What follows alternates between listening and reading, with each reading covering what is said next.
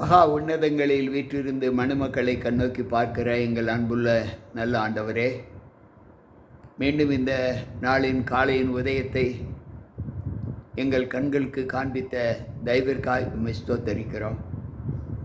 நித்தரிக்கு சென்ற பிள்ளைகள் காலையின் ஆசீர்வாதத்தை காண முடியாதபடி வாழ்கின்ற இந்த லோகத்தில் உம்முடைய கிருபை எங்கள் மீது உதித்ததற்காய் ஸ்தோத்திரம். ஆண்டவரே, இன்றைக்கு உம்முடைய சமூகத்தில் உம்முடைய மகிமையை பிரஸ்தாபப்படுத்துவதற்கு நாங்கள் ஒன்று கூடி உம்முடைய வார்த்தைகளை கேட்க இருக்கிறோம். வந்திருக்கின்ற எங்கள் ஒவ்வொருவருக்குள்ளும் உம்முடைய கிருபை இருந்து பாதுகாத்து இந்த நாளையும் நாங்கள் உமக்கு பிரியமான நாளாக ஆண்டவரே உம்முடைய பாதத்தில் பெற்றுக்கொள்ள கர்த்தர் எங்களை ஒப்புக் கொடுக்கிறோம். எங்களை பலப்படுத்தும். மீட்பர் இயேசு கிறிஸ்துவின் நாமத்தில் ஜெபிக்கிறேன் நல்ல பிதாவே, ஆமென். அன்பு பிள்ளைகளே,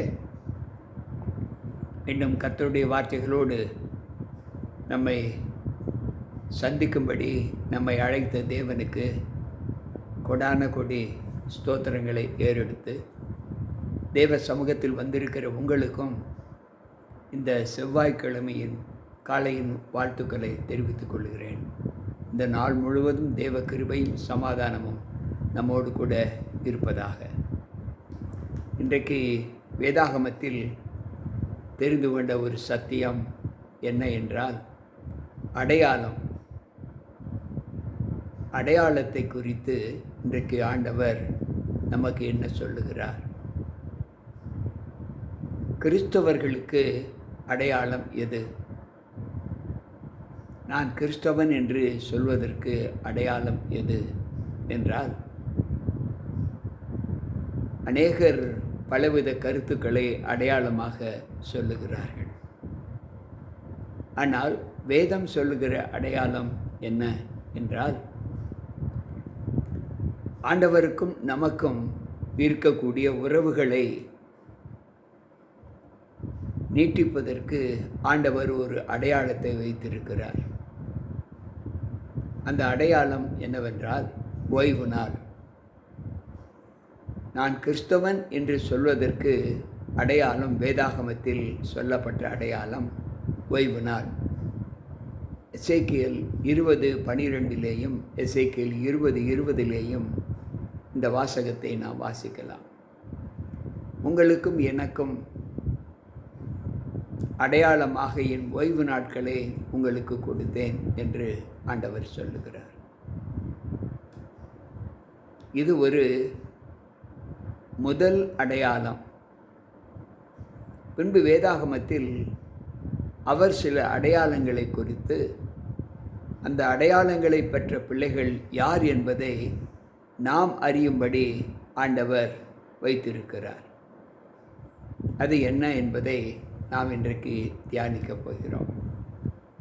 எசேக்கியேல் 9:4 கர்த்தர் அவனை நோக்கி, நீ எருசலேம் நகரம் எங்கும் உருவப் போய் அதற்குள்ளே செய்யப்படும் சகல அருவருப்புகளின் நிமித்தமும் பெருமூச்சு விட்டு அழுகிற மனுஷரின் நெற்றிகளில் அடையாளம் போடு என்றார். எருசலேம் நகரம் முழுவதும் நீ போய் பார்த்து, அங்கு இந்த மக்களுக்காக பரிதபிக்கிற, அழுது கொண்டிருக்கிற, ஜெபிக்கிற பிள்ளைகளுடைய நெற்றிகளிலே ஒரு அடையாளத்தை போடு என்று சொல்லுகிறார்.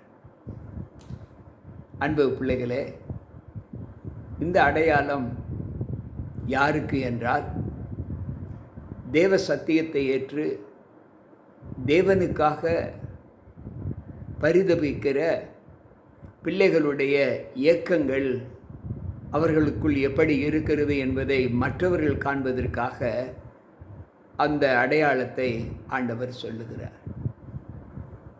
அன்பு பிள்ளைகளே, இன்றைக்கு நம்முடைய வாழ்க்கையில் நாம் கிறிஸ்துவை ஏற்றுக்கொண்டிருக்கிறோம் என்பதற்கான அடையாளம் நம்முடைய வாழ்க்கையில் எப்படி காணப்படுகிறது என்பதை யோசித்து பார்ப்போம். ஏசாயா தீர்க்கதரிசியின் புஸ்தகத்திலே நான் வாசிக்கும்போது ஏசாயா 38:22 நாம் வாசிப்போம் என்றால், அங்கு ஆண்டவர் ஒரு அடையாளத்தை சொல்லுகிறார். என்ன அடையாளம் என்றால், அப்பொழுது எசேக்கியா, நான் கர்த்தருடைய ஆலயத்திற்கு போவதற்கு அடையாளம் என்ன என்று கேட்டிருந்தார். தேவனுடைய ஆலயத்திற்கு போவதற்கு நமக்கு என்ன அடையாளம்? அன்பு பிள்ளைகளே, இன்றைக்கு லோகத்தில் எத்தனையோ ஆலயங்கள் இருக்கிறது, தேவனுடைய ஆலயங்கள். எந்த ஆலயத்திற்கு நாம் போக வேண்டும் என்று ஆண்டவர் சொல்லுகிறார்? அந்த ஆலயத்திற்கு ஆண்டவர் ஒரு அடையாளத்தை கொடுத்திருக்கிறார். இந்த ஆலயத்திற்கு தான் போக வேண்டும் என்று. அந்த அடையாளம் என்ன? எந்த ஆலயத்தில் தேவனுடைய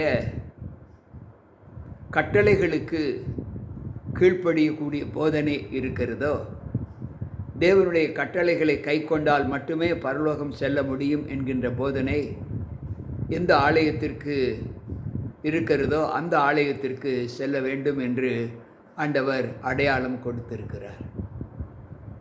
எனக்கு பிரியமான தேவ பிள்ளைகளே, இன்றைக்கு அவருடைய வாசஸ்தலம் என்பது ஒன்றுதான். அந்த வாசஸ்தலத்தில் அவர் தங்கி இருக்கிறார் என்பதை நாம் ஆக்கப்பூர்வமாக உணர்ந்து கொள்ள வேண்டுமென்றால் அந்த ஆலயத்திற்குத்தான் செல்ல வேண்டும் என்று வேதம் சொல்லுகிறது. எசேக்கியேல் 9:6 வாசித்து பார்த்தால் ஆண்டவர் சொல்லுகிறார், முதியோரையும் வாலிபரையும் கன்னிகைகளையும் குழந்தைகளையும் ஸ்திரீகளையும் சங்கரித்து கொன்று போடுங்கள். அடையாளம் போடப்பட்டிருக்கிற ஒருவனையும் கிட்ட சேராதிருங்கள். என் பரிசுத்த ஸ்தலத்தில் துவக்குங்கள் என்று என் காதுகள் கேட்க சொன்னார். அப்பொழுது அவர்கள் ஆலயத்திற்கு முன்னே இருந்த மூப்பரிடத்தில் துவக்கம் பண்ணினார்கள். அன்பு பிள்ளைகளே, இங்கு தேவனுடைய தீர்ப்பு, நியாய தீர்ப்பு எங்கு துவக்கப்படுகிறது என்பதை இந்த வார்த்தை நமக்கு கற்றுக் கொடுக்கிறது. முதியோரையும் வாலிபரையும் கன்னிகைகளையும் குழந்தைகளையும் ஸ்திரீகளையும் சங்கரித்து போடுங்கள். நீ அந்த ஆலயத்திற்கு செல்லும்போது அங்கே இருக்கக்கூடிய எல்லோரையும் சங்கரித்து போடுங்கள். வயது சென்றவர்கள், சிறு குழந்தைகள், வாலிப பிள்ளைகள், ஸ்திரீகள், கன்னிகைகள், இவர்கள் எல்லோரையும் சங்கரித்து போடுங்கள். ஆனால் என் அடையாளம் போடப்பட்டு இருக்கிற அந்த பிள்ளைகளை நீங்கள் ஒன்றும் செய்யாதிருங்கள் என்று ஆண்டவர் சொல்லுகிறார். அன்பு பிள்ளைகளே, இந்த அடையாளம் என்ன? யோசித்து பார்ப்போம். இன்றைக்கு தேவ சமூகத்தில், தேவனுடைய ஆலயத்தில் செய்கிற ஆராதனைகளிலே தேவன் எல்லாவற்றிலும் பிரியமாய் இருக்கிறாரா என்றால் இல்லை என்றுதான் அவர் சொல்லுகிறார். இன்றைக்கு நம்முடைய வாழ்க்கையில் நாம் கற்றுக்கொள்ளக்கூடிய அந்த ஆலோசனை என்ன? 1 பேதுருவின் புஸ்தகம் 4வது அதிகாரம் 17வது வசனம் இப்படி சொல்லுகிறது, நியாய தீர்ப்பு தேவனுடைய வீட்டில் துவங்குகிற காலமாய் இருக்கிறது. முந்தி நம்மிடத்தில் அது துவங்கினால் தேவனுடைய சுவிசேஷத்திற்கு கீழ்ப்படியாதவர்களின் முடிவு என்னவாய் இருக்கும் என்று சொல்லுகிறார். தேவனுடைய ஆலயத்தில் தான் நியாய தீர்ப்பு துவங்குகிறது. அது முந்தி நம்மிடத்தில் துவக்கப்பட்டால் தேவனுடைய வார்த்தைகளுக்கு கீழ்ப்படியாதவர்களுடைய நிலை எப்படி இருக்கும் என்பதை யோசித்து பார்ப்போம். அன்பு பிள்ளைகளே, ஆண்டவர் சொல்லுகிற வார்த்தை, தேவனுடைய வார்த்தைகளுக்கு, முத்தரிக்கப்பட்ட வார்த்தைகளுக்கு நாம் கீழ்ப்படுகிற ஒரு அனுபவத்தை பெற்றிருக்க வேண்டும் என்று அங்கு ஆண்டவர் சொல்லுகிறார். மத்தேயு நற்செய்தி நூலை நாம் வாசிப்போம் என்றால் அங்கு 12வது அதிகாரம் 38வது வசனம் இப்படி சொல்லுகிறது, அப்பொழுது வேத பாரகர்களும் பரிசேயர்களும் சிலர் அவரை நோக்கி, போதகரே, உம்மால் ஒரு அடையாளத்தை காண விரும்புகிறோம் என்றார்கள். தேவ சமூகத்தில் ஆண்டவர் தம்முடைய பிரசன்னத்தை குறித்து சொல்லும்போது அங்கு இருந்த யூதர்களும் வேத பாரகர்களும் பரிசேயர்களும் ஆண்டவரை பார்த்து, எங்களுக்கு ஒரு அடையாளத்தை காண்பிக்க வேண்டும் என்று சொன்னார்கள். அதற்கு அவர் ஒரு அடையாளத்தை சொல்லுகிறார். இந்த விபச்சார சந்ததியார் என்னிடத்தில் அடையாளத்தை தேடுகிறார்கள், ஆனாலும் யோனா தீர்க்கதரிசியின் அடையாளமே அன்று வேறே அடையாளம் இவர்களுக்கு கொடுக்கப்படுவது இல்லை என்று மத்தேயு 12:39 நாம் வாசிக்கலாம். அன்பு பிள்ளைகளை, இன்றைக்கு அடையாளம் கேட்பது நல்லது தான். மோசே தேவனோடு பேசியதற்கு பின்பு இஸ்ரவேல் ஜனத்தின் இடத்திற்கு போய், நான் உன்னை அனுப்பினேன் என்று சொல்லி என்று மோசேயின் இடத்தில் சொல்லுகிறார். இதை நாம் யாத்திரையாகம புத்தகம் 3வது அதிகாரம் 12-15 வசனங்களை வாசிக்கலாம். அவர்கள் யார் என்று, உன்னை அனுப்பினது யார் என்று என்னை கேட்டால் நான் என்ன சொல்லுவேன் என்று அவனும் ஒரு அடையாளத்தை கேட்கிறான். அதற்கு ஆண்டவர் சொல்லுகிற வார்த்தை என்னவென்றால், இருக்கிறவரும் இருந்தவரும் வருகிறவருமாகிய தேவன், இருக்கிறவர் என்னை அனுப்பினார் என்று சொல் என்று சொல்லுகிறார். அன்பு பிள்ளைகளே, இன்றைக்கு அடையாளத்தை நாம் எப்படியெல்லாம் கேட்டுக்கொண்டு இருக்கிறோம் என்பதை சற்று யோசித்து பார்ப்போம்.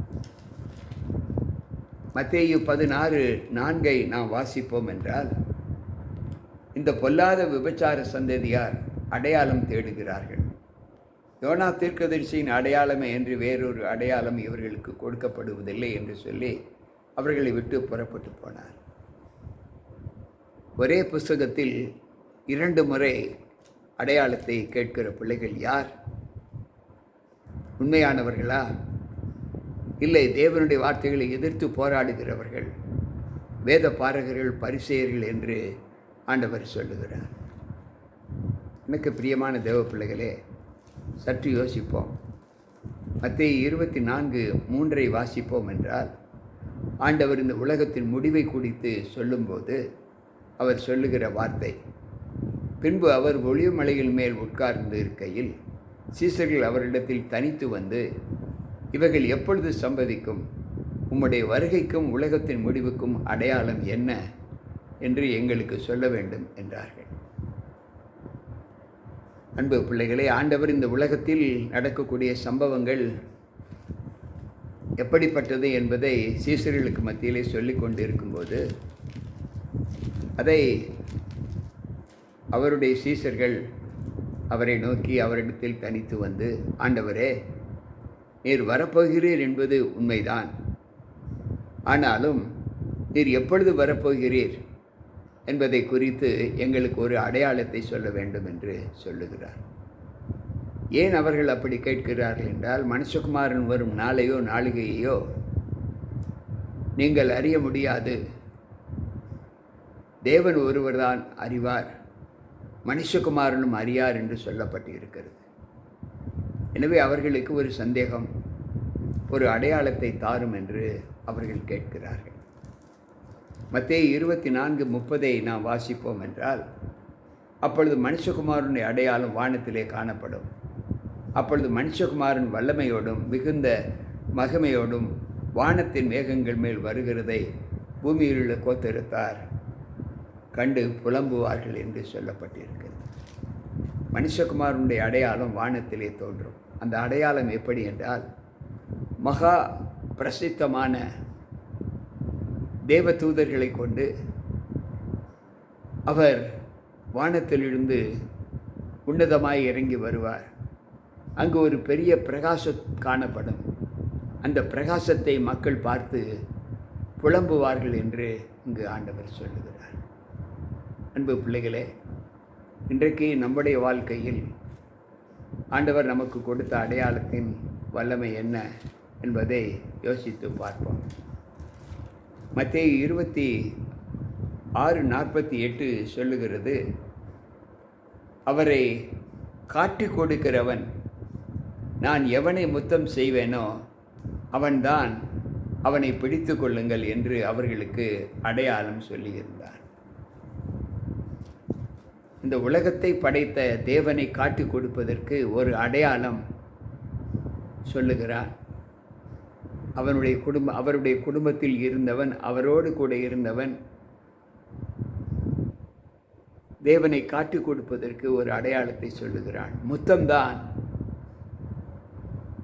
அந்த அடையாளம் என்று சொல்லுகிறான். அன்பு பிள்ளைகளே, இன்றைக்கு நம்முடைய வாழ்க்கையில் இந்த அனுபவத்தை நாம் எப்படியெல்லாம் பெற்றுக்கொள்கிறோம்? வெளிப்படுத்தின விசேஷத்தில் சத்துருவுக்கு ஒரு அடையாளம் கொடுக்கப்பட்டு இருப்பதை நாம் பார்க்கிறோம். ஒரு திருச்சபை எந்த அடையாளத்தை பெற்றிருக்கிறது? உண்மையான திருச்சபையினுடைய அடையாளம் என்ன என்று நாம் படித்தோம். எந்த திருச்சபைக்கு நாம் போக வேண்டும் என்று ஆண்டவர் சொல்லுகிறாரோ அந்த திருச்சபைக்கு நாம் போக வேண்டும் என்பதை நாம் படித்தோம். ஆனால் ஒரு திருச்சபையை குறித்து ஆண்டவர் வேதத்தில் சொல்லி இருக்கிறார். அந்த திருச்சபைக்கு கொடுக்கப்பட்ட அடையாளம் என்ன? வெளிப்படுத்தின விசேஷம் 12வது அதிகாரம் 1வது வசனத்தில், அன்றியும் ஒரு பெரிய அடையாளம் வானத்தில் காணப்பட்டது. ஒரு ஸ்திரீ சூரியனை அணிந்திருந்தார். அவர் பாதங்களின் கீழே சந்திரனும் அவள் சிரசின் மேல் 12 நட்சத்திரங்களும் கிரீடமும் இருந்தது. ஒரு ஸ்திரீ, ஒரு சபை தேவ சமூகத்தில் சூரியனை அணிந்திருந்த, அவள் பாதங்களின் கீழ் சந்திரனும் அவள் சிரசின் மேல் 12 நட்சத்திரங்களும் இருந்த ஒரு ஸ்திரீ, ஒரு சபையை குறித்து ஆண்டவர் சொல்லுகிறார். அன்பு பிள்ளைகளே, இந்த சபையின் மகத்துவம்தான் நாம் முன்பு படித்தது. தேவனுடைய ஆலயத்திற்கு நாம் செல்ல வேண்டும் என்று விரும்புகிற பிள்ளைகளுக்கு ஆண்டவர் கொடுத்த அடையாளம்தான் அந்த அடையாளம். அதைத்தான் இங்கு வெளிப்படுத்தின விசேஷம் 12வது அதிகாரம் சொல்லுகிற அடையாளம். இன்றைக்கு நம்முடைய வாழ்க்கையில் நாம் தேவனுக்குள் சஞ்சரிக்கிற அந்த சஞ்சரிப்பின் மகத்துவங்கள் எப்படிப்பட்டது என்பதை யோசித்து பார்ப்போம். நமக்கு கொடுக்கப்பட்ட அடையாளம் என்ன? இன்றைக்கு ஆண்டவருடைய வார்த்தை சொல்லுகிறது. அதே வெளிப்படுத்தின விசேஷம் 12:3 அப்பொழுது வேறொரு அடையாளம் வானத்தில் காணப்பட்டது. 7 தலைகளையும் 10 கொம்புகளையும் தன் தலைகளின் மேல் 7 முடிகளையும் உடைய சிவப்பான பெரிய வலு சர்ப்பம் இருந்தது. அன்பு பிள்ளைகளே,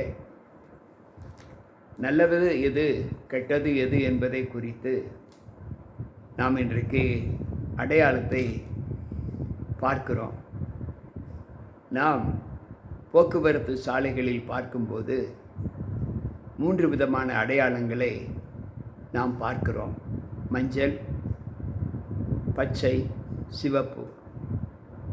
அதிகமாக காணப்படுகிற அடையாளம் சிவப்பு தான்.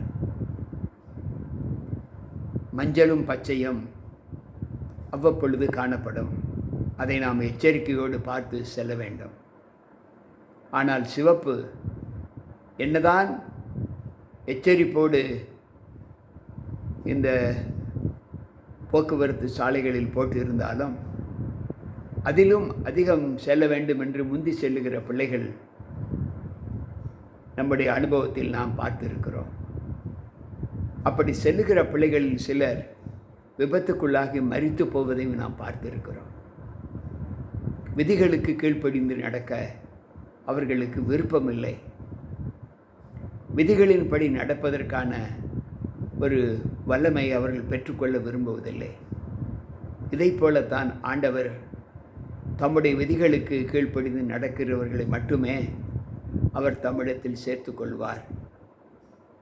உலகத்திலேயும் உலகத்தில் உள்ளவைகளிலேயும் நீங்கள் அன்பு கூறாதிருங்கள் என்று ஆண்டவர் சொல்லும்போது, இன்றைக்கு அதிக அன்பு நாம் எதில் காட்டுகிறோம்?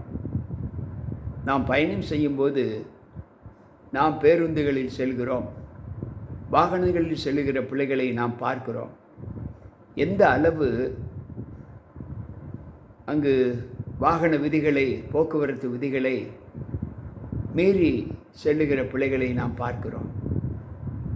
அன்பு பிள்ளைகளே, அவர்கள் எந்தவித விபத்தும் இல்லாமல் செல்லும்போது நாங்கள் தப்பித்து கொண்டோம் என்றும் சொல்கிற வாய்மொழிகளை நாம் கேட்க முடிகிறது.